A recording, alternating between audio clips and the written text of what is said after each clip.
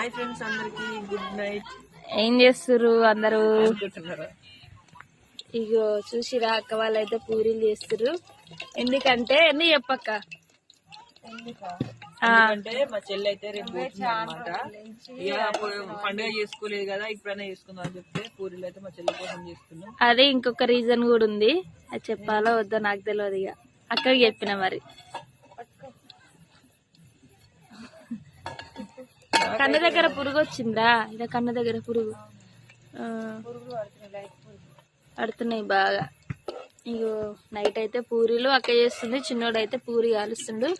పిల్లలు ఉన్నారు కదా, నేనైతే పిల్లలు పట్టుకుంటున్నట్టే. నీ బాధ ఏంది? హాయ్ ఫ్రెండ్స్ అందరికీ.